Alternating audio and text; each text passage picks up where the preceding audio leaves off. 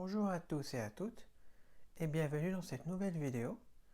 Aujourd'hui, je vais vous présenter une Bible d'études, la Ryrie Study Bible, donc en édition King James en anglais. Donc pourquoi cette Bible d'études plutôt qu'une autre? Parce que c'est une Bible assez populaire, une Bible assez qui est là depuis longtemps, c'est ancienne. Elle fait partie des toutes premières Bibles d'études sorties aux États-Unis.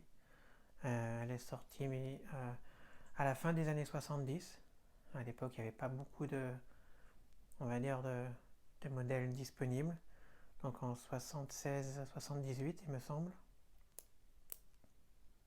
Donc cette Bible est là depuis assez longtemps. C'est pour ça qu'ils l'ont vendue à plus de 2,6 millions d'exemplaires.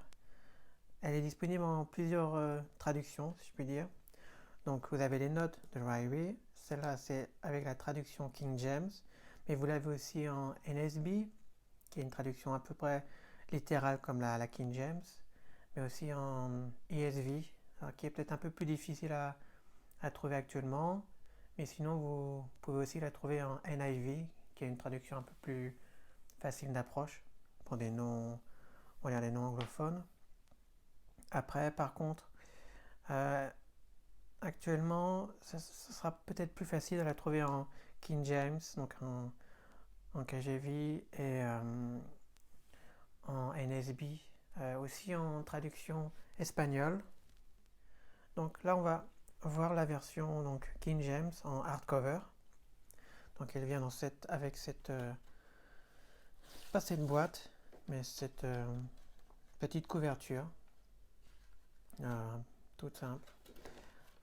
Donc là, vous voyez la couleur bleue pour la King James, pour la NSB c'est rouge, ça va changer selon les versions. Donc Moody Press, King James, Ryrie, hop. Donc après derrière, je vous montre. Donc vous avez pas mal de choses.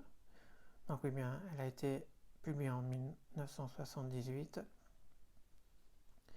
Hop, vous avez Hardcover Red Edition, c'est-à-dire qu'il va y avoir les lettres en rouge, hop, quand c'est le Seigneur qui va parler. Donc cette Bible est assez, comme je disais, populaire, pas mal d'informations, donc on va voir ça dans quelques instants. Donc la théologie de Ryrie, c'est assez dispensationalisme, prémillénium, c'est à peu près comme la Scofield, qui est un peu plus ancienne. Les deux, on va dire, sont assez traditionnels. La Scofield est peut-être plus, je ne vais pas dire fondamentale, mais un petit côté un peu plus traditionnel que la Ryrie. Donc il y aura beaucoup plus de notes par contre dans cette dernière. Donc elle nous vient comme ça, page de présentation.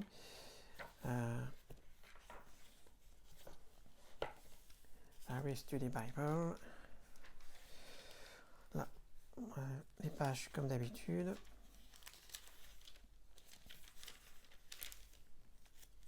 Alors les choses intéressantes avec cette Bible que je vais vous montrer, vous avez dès le départ, on commence par le plan pour lire, un plan pour lire la Bible en un an.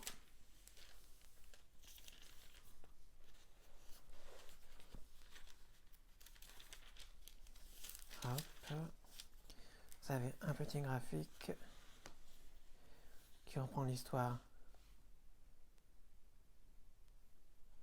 de l'ordre des livres de la Bible. Cette Bible est assez, je dirais, visuelle. Vous avez pas mal de petits graphiques comme ça. Donc si vous êtes visuel comme moi, c'est assez sympathique. Ou du moins ça aide. Donc on va avoir des informations comme, encore on classe les livres. Toujours notre sommaire. Ce qui est intéressant, c'est que celle-là, elle n'est pas indexée, donc sans sommaire, ça serait compliqué. Ou du moins rapide. Donc après chaque livre, ça va être pareil, c'est-à-dire on va commencer par Donc, l'introduction, généralement, hop, vous allez avoir une introduction sur un peu plus que la première que je vous ai montrée la dernière fois, donc de Tony Evans. Là, vous avez le titre, l'auteur et ce qu'il y a à l'intérieur. Elles sont assez bien faites, comme toutes les introductions. Vous avez souvent, par contre, le découpage qui est plus développé. Vous avez souvent des petits graphes, alors pas partout, mais quand même. Là notamment, ça va être sur la timeline de Genesis. Et il y a pas mal de petits graphiques comme ça. C'est en noir et blanc par contre. Après, on va avoir le découpage de la Bible. Donc, on ne pouvait pas par contre écrire sur... il y a peut-être moins de 2 cm sur les colonnes. C'est pas pour le Bible Journaling. Donc, on va avoir notre texte King James. Là, donc, et ensuite, vous voyez la séparation qui est bien faite. Et nos notes. Alors après, vous avez, je sais pas si on le voit, hop, on voit un peu en gras pour le premier verset, les chiffres. 1.1, in the beginning, c'est, on va dire, un peu penché par rapport aux autres, mais il n'y a pas de code couleur, c'est-à-dire là, vous avez en gras, un peu penché pour voir que c'est bien le texte biblique qui vient de là, et ça, c'est l'explication. Mais voilà, c'est certains adaptent des codes couleurs, là non. Donc notre texte biblique va être en taille 9. Là donc les notes par contre sont plus petites, c'est en taille 7. Mais ça reste très lisible. Par contre vous avez les cross-references, donc là c'est les références, il y en a quelques-unes qui sont donc dans les marges. Par contre elles sont beaucoup plus petites. Il faudra vraiment s'approcher pour les voir. Là même en zoomant c'est petit. Et ces fameux petits charts, on va dire, qui sont assez, je dirais pas assez courts, mais il y en a beaucoup, donc en noir et blanc, et qui aident bien. Toujours délimités, on les voit bien, et ensuite, nos notes. Ensuite, vous avez en gras, comme d'habitude, pour montrer où on est dans le livre, dans la Bible. Et donc, c'est toujours comme ça. On a notre texte biblique sur 2 colonnes. Pareil, les notes sur 2 colonnes. On voit bien, hop.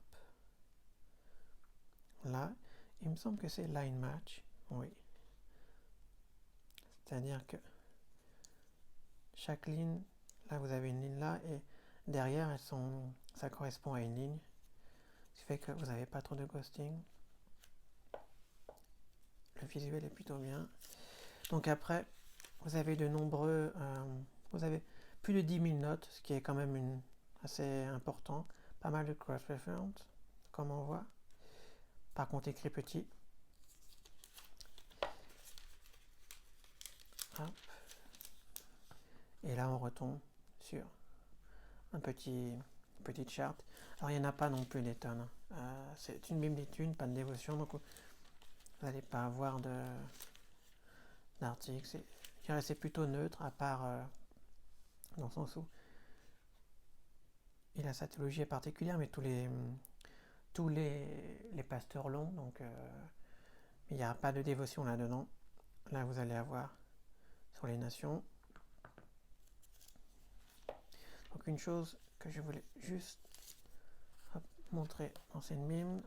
Chose à savoir, c'est que les pages sont... C'est pas cousu en fait, c'est toutes les versions, il me semble, c'est collé, donc c'est à la glu, ce qui est un peu, je trouve, bête. Parce que certains sont quand même assez chers. Ils auraient pu quand même le coudre, ça aurait été, je trouve, intéressant. Donc là, on va reprendre une autre page pour juge, pour vous montrer. une autre introduction, qui sont assez, pas très longues, mais quand même il y a pas mal de choses. Donc le background historique, l'auteur et la date, le but. Après il y a une suggestion de chronologie. Et ensuite le découpage du livre. Qui, voilà, toujours là. Et toujours des petits diagrammes, on va dire. Timeline, je trouve que c'est bien fait. Ensuite, hop, des petites chartes. Donc c'est simple, je dirais pas rudimentaire, parce qu'il n'y a pas de code couleur, c'est pas non plus comme certaines bibles qui sont vraiment très visuelles, mais sachant que c'est sorti dans les années 78, alors peut-être qu'ils l'ont mis à jour, c'est quand même, je trouve, assez bien. Et après on repart de colonne. Alors, ce que je voulais par contre préciser pour cette bible d'études, donc là, j'en ai pas pris une au hasard, mais c'est juste pour vous montrer, vous avez 10 000 notes. Donc, mais chose qu'il faut savoir, c'est que comme toutes les bibles d'études, quand vous prenez un pasteur particulier, vu qu'il y a de nombreuses traductions de la Bible, or il y a, on va dire, que la Bible qui est inspirée donc, de Dieu. Tout le reste, bien sûr, c'est d'un pasteur particulier qui est sa parole. Enfin, ces notes ne sont pas, c'est par rapport à lui, c'est pas inspiré de Dieu. Mais comme il y a plusieurs, et il y a même de nombreuses traductions aux États-Unis ou dans le monde anglo-saxon de la Bible, normalement, un pasteur travaille sur une version de la Bible et non pas sur. Il ne va pas travailler sur la NIV, la ESV ou la NSB en même temps. Il doit en choisir une. Alors je vous dis ça parce que si vous êtes intéressé par cette Bible ou par ce pasteur, par ses notes, vous voulez une Ryrie Bible ou même une Scofield, mais partons sur la Ryrie, et vous vous dites voilà, mais quelle version je prends?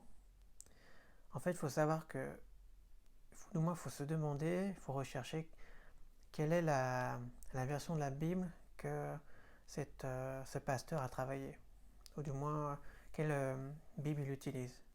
Et je vais vous montrer pourquoi je dis ça, parce qu'il y a énormément de notes en fait. Par exemple, dans toutes les versions, j'ai pu vérifier avec la NIV ou celle-ci, la King James, que vous n'allez pas trouver dans la NSB. Alors certains vont me dire, il y a plus de notes donc c'est mieux. Pas vraiment en fait. Parce que par exemple, je vais vous montrer, pour ça je vais prendre une MacArthur. Alors c'est pas une question d'auteur, c'est juste que c'est une version NSB. Ça c'est une version King James. Il se trouve que Ryrie est un pasteur qui utilisait, on dit en anglais, NSB guy, et non pas un King James guy. Pourquoi? C'est parce qu'il y a énormément de notes dans cette Bible, qui sont par exemple, là donc on est dans Daniel. Dans Daniel, si je regarde, chapitre 3, verset 16, we are not careful. Et donc là, c'est le texte biblique. En King James, c'est marqué we are not careful. C'est-à-dire, il fait une remarque en disant, voilà, le texte dit we are not careful. Moi, je dis, c'est mieux de partir sur we do not need to. Et on peut se dire, mais pourquoi il dit ça? C'est lui qui invente ou non? C'est juste que si vous prenez une NSB, n'importe laquelle, vous allez, chapitre 3, verset 16, là vous allez avoir quoi? We do not need to. C'est-à-dire, en fait, il préfère la NSB, ou du moins c'est une remarque qui n'est pas basée sur un original grec ou je sais pas quoi. Donc là, il vous fait une remarque en disant, moi je préfère, en fait, je vous oriente vers une autre traduction. Donc si vous voulez, il y a beaucoup plus de notes, mais si vous voulez pas perdre de temps avec des remarques comme ça, autant prendre la Ryrie en version NSB. C'est un petit détail, mais je trouve que c'est quand même important. Ça va pas changer grand-chose, mais voilà. Donc toujours savoir en fait quelle est la version que préfère le pasteur. Je dirais pas l'auteur, mais le pasteur. Donc ensuite, pour cette King James, on va arriver au milieu entre l'Ancien et le Nouveau Testament. Donc là, vous voyez, vous allez avoir des informations. Moi, j'aime bien quand il y a des informations entre les deux, parce que il s'est passé pas mal de choses entre les deux. Toutes les Bibles n'ont pas ça, donc là, vous allez avoir... Alors, je vais montrer des informations sur la domination perse, Alexandre le Grand, la Judée sous les Ptolémées. Donc, vous attendez pas à avoir non plus un roman, mais c'est toujours intéressant. Ça continue avec la Judée sous les Séleucides, les Maccabées, Rome, les pharisiens, sadducéens, esséniens, les scribes. Si vous aimez bien avoir un contexte un peu historique, c'est intéressant. Ensuite, vous allez avoir d'autres informations. Donc, des dates sur les apocryphes qui sont quand même intéressants. Et là, vous avez tout ça. Donc, cette Bible est bien parce qu'il y a quand même pas mal de choses à lire. Encore une petite map. L'harmonie des évangiles. Hop.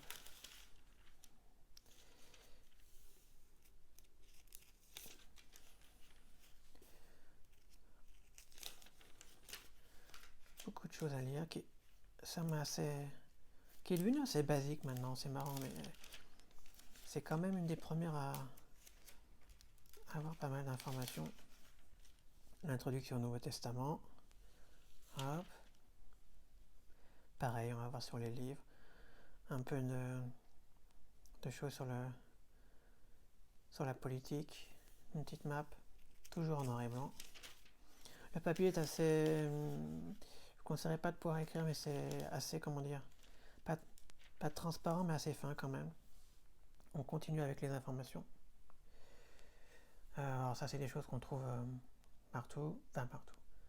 Miracle de Jésus. Oh. Vous allez avoir les prophéties messianiques. Donc, c'est présenté d'une manière simple, je dirais. Peut-être pas à l'ancienne, mais voilà. Introduction des évangiles, pareil, comparaison. C'est pas la plus belle présentation, mais je trouve que c'est bien fait. Et on repart sur notre intro qui est plus d'une page. Hop, avec l'outline, donc comme le découpage de l'évangile. Vous voyez que là, il y en a quand même beaucoup plus. Donc c'est une bible d'études assez intéressante. Toujours une petite timeline dans chaque livre, au moins il me semble, dans chaque livre. Et on repart sur les deux colonnes. Donc, hop. Là, je ne sais pas si on peut le voir quand Jésus parle. Vous avez ce qu'on appelle la Read Later Edition. Donc c'est juste que c'est écrit en rouge. Donc là, c'est en rouge quand il parle. Par contre, c'est pas un rouge... comment on pourrait dire ça? C'est un rouge un peu pâle. Bon, c'est... Vous voyez la différence.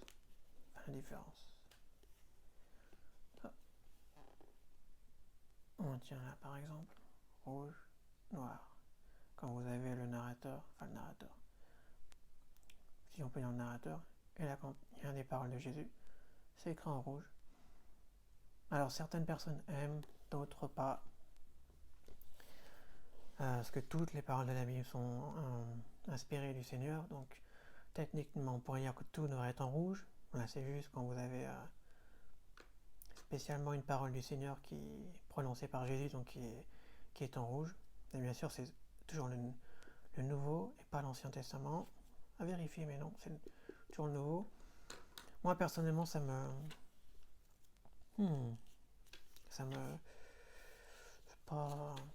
dérange pas, mais c'est pas...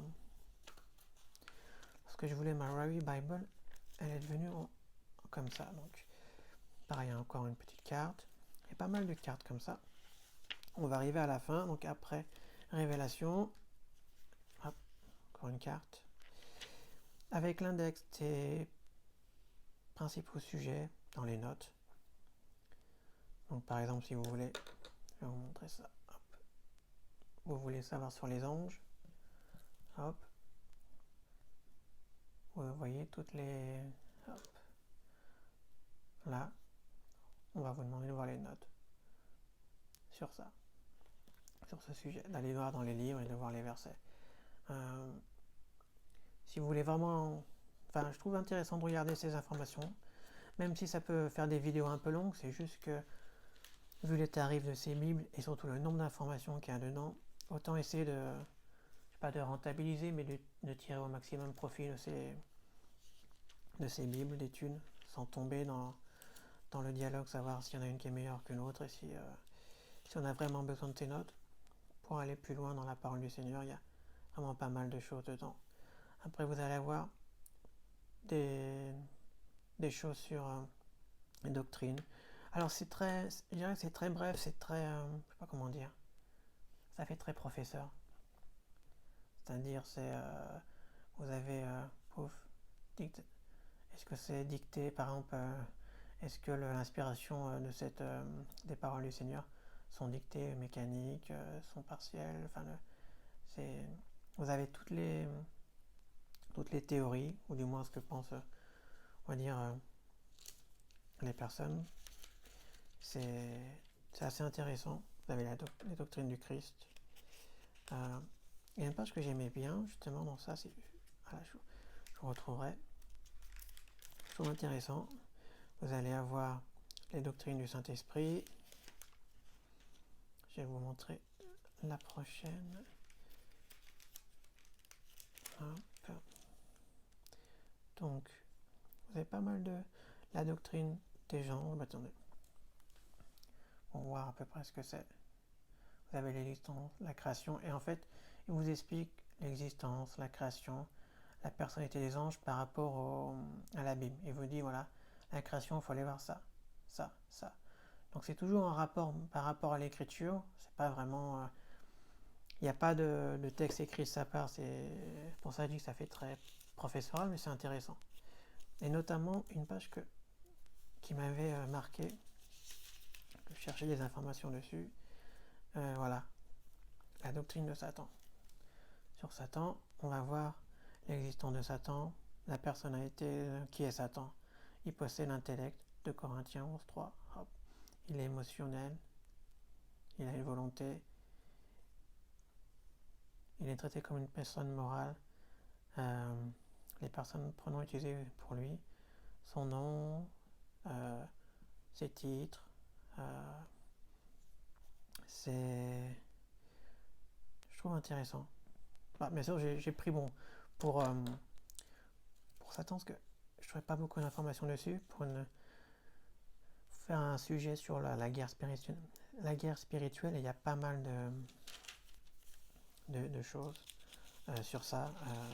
Après, c'est pareil sur la doctrine des signes. Je ne pourrais pas vous dire s'il y a bien doctrinaux, parce que c'est fait par rapport à l'écriture.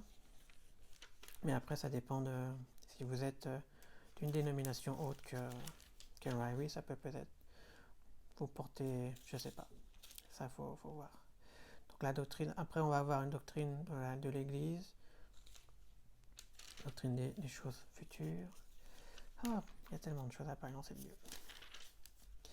L'inspiration de la Bible, il y a pas mal d'informations sur des choses comme ça qui sont, si vous êtes nouveau dans la croyance ou vous souhaitez, ou même si vous savez mais vous n'avez pas accès à Wikipédia ou je sais pas quoi, on peut pas toujours se souvenir de tout. Je trouve qu'il y a quelques bibles, l'ESV ou même la Ryrie, la MacArthur, qui ont des informations qui sont intéressantes. Parce que même si on croit tous savoir quelque chose, il y a quand même énormément de... C'est comme un mini dictionnaire, je sais pas, ou un mini Wikipédia. Même si, voilà. Après, il faut toujours comparer avec plusieurs bibles. Alors après, meaning, blessing et salvation, donc qu'est-ce que ça veut dire d'être béni et d'être sauvé? Donc, énormément d'informations. Il y a l'archéologie de la Bible. Donc c'est toujours fait comme des petits articles version... oui, ça fait... pas dire professoral, mais c'est très... Il n'y a pas trop d'images où c'est... il va droit à l'essentiel. Donc après, si vous aimez lire, après on va voir... Voilà, c'est des choses comme ça qui sont intéressantes. Et avant, vous aviez sur l'inspiration de la Bible, donc si vous vous posez des questions, il peut... je dirais pas répondre, mais vous exposer quelques points de vue. Là, vous avez sur une histoire, une petite histoire de l'Église. Alors bien sûr, c'est selon son point de vue, mais vous avez quand même ça dans la Bible. Vous n'avez pas besoin d'avoir un... Alors c'est mieux peut-être d'avoir une encyclopédie ou d'aller sur Internet, mais au moins, des fois, on ne sait pas tout ce qu'on trouve. Enfin, on ne sait pas trop si... Il y a tellement de choses sur Internet qu'il faut faire attention. Là, vous avez pas mal de petits appendix qui sont intéressants. Là, vous avez le topics index. Donc, si je recherche la colère de Dieu, vous allez voir, hop, tous les versets. Donc, il y a pas mal de topics, de sujets. Il y en a vraiment beaucoup. Ensuite, on va passer à la concordance, il me semble. Comme dans toutes les bibles d'études maintenant. Pas mal d'informations. Oui, concordance qui est... c'est quand même pas non plus importante, mais ça va. Oui, hop, et puis je crois que c'est tout. Ah, si, on a encore des choses. Alors qu'on va voir là donc on va avoir des chartes sur l'Égypte. Bon, c'est fait... je sais pas, c'est fait dans les années 70, je vais dire. C'est par rapport à la... C'est pas ce que vous avez dans la Open Bible, je crois que c'est ça. Ils ont une page, ils appellent ça Visual Survey. Bon, ça va pas être de cette qualité-là, mais c'est mieux fait ou mieux lisible que les compagnons Bible ou autres que vous avez. Hop. Voilà, si on peut voir. Hop. La vidéo va être encore très longue. Je suis désolé. Donc, il y a beaucoup de choses à dire sur ces Bibles. Donc, pas mal d'informations. Voilà. Vous avez toujours ça. Hop. Encore sur l'histoire. Moi, j'aime bien ce genre de choses. Donc, après, c'est pas un livre spécialement sur ça, je vous rassure. L'index des maps. Mais bon, vous avez pas mal d'informations pour étudier la parole du Seigneur. Et à la fin, on a nos maps, comme d'habitude. Donc, le couleur. La page est cartonnée, heureusement. Hop. Carte assez simple. Enfin, assez simple. Il y a beaucoup de cartes. On a plus que le minimum, je dirais. Hop, Jérusalem. Ministry of Jesus. Alors, donc là, vous avez cette carte. Hop. Et encore des cartes. Oui. Bon, pas de place pour écrire. Hop, mais c'est pas grave. Et voilà. Donc voilà pour cette vidéo. Donc c'était la Ryrie Study Bible. Si vous voulez apprendre, vous êtes intéressé, petite option sur la NSB, un petit conseil. Sinon vous avez la King James, vous en avez d'autres. À peu près c'est la Scofield. J'essaierai de vous faire d'autres vidéos sur des bibles d'études et autres livres. J'espère que ça vous aura plu. Je vous dis à très bientôt. Laissez-moi vos notes en commentaire et n'hésitez pas à partager cette vidéo et me dire ce que vous en pensez. Au revoir.